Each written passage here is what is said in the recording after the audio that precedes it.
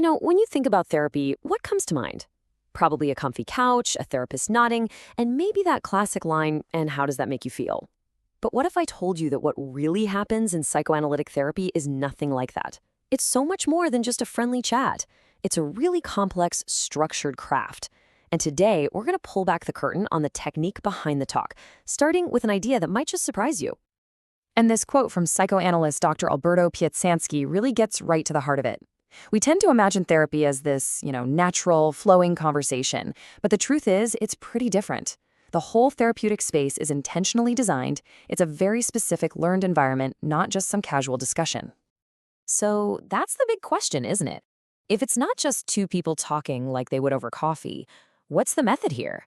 What are the unspoken rules and the specific tools that actually allow for real, genuine change to happen?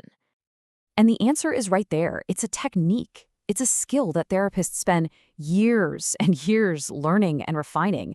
It's not just about being a good listener or, being good at giving advice.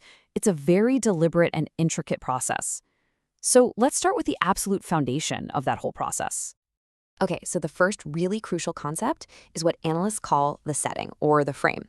And no, it has almost nothing to do with the couch. The physical room is just one little piece of the puzzle. The real frame, that's a state of mind. It's a consistent structure that lets the deeper work even begin. And what's so fascinating is that the therapy starts working on you before you even walk in the door for the first time. The moment you decide you're going to seek help, you bring this powerful and often totally unconscious set of hopes and expectations with you, what Dr. Pieczanski calls a fantasy of a cure. And that fantasy, it becomes a huge part of the therapeutic journey. So you can kind of think of this setting in two ways. On one side, you've got the physical stuff, the things you can see, the office, the schedule, the couch. But their real purpose is to create something you can't see, a frame of mind. This consistent, boundaried space is what makes it possible for a patient's internal world to finally become visible and understandable.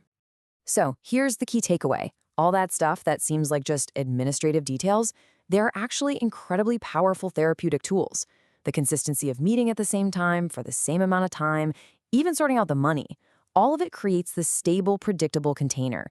And it's that reliability that makes it possible to see and understand the patient's inner turmoil, which, let's be honest, is usually anything but stable and predictable. Okay, so once that frame is set up and solid, the analyst can start using their primary tool, and that tool is interpretation. But this is probably the single most misunderstood part of psychoanalysis. It is not what you think it is. So first, let's just bust a few myths. An analyst's job is not to reassure you and say, oh, don't worry, everything's going to be okay. It's also not to drill you with a million questions, hoping you'll just stumble on an answer. And it is absolutely positively not to give you advice on what you should do.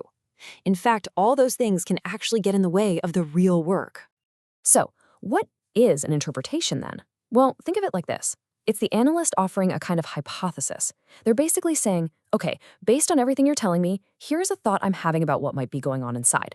It's not presented as a fact, it's just an idea. And it's offered up to spark a new way of thinking, a new understanding, what we call insight. And that gets to the real heart of the whole thing. The analyst isn't there to hand you the answers on a silver platter. The goal is to help you build the capacity to find your own answers, to basically build a muscle for self-analysis that you can take with you and use for the rest of your life. And as Dr. Pieczanski puts it so perfectly here, the cure is getting to know yourself. They're the same thing.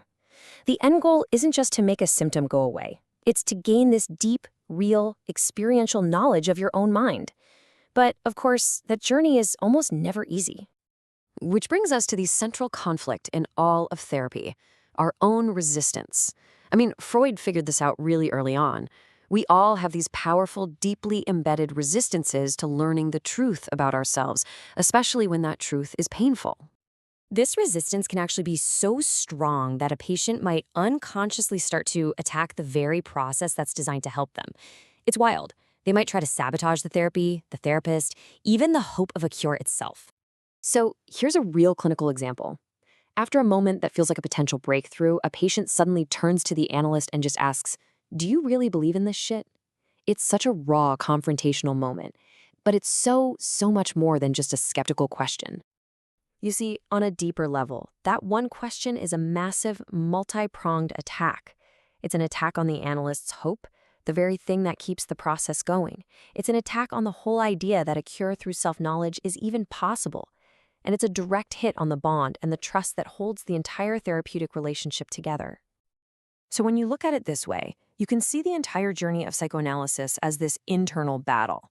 It's a constant struggle between the part of us that really desperately wants to heal and grow, and this other, very powerful part that will resist facing painful truths at any cost. And this brings us to a really profound, totally different way of thinking about what mental health even is. It's not about being happy all the time, not at all.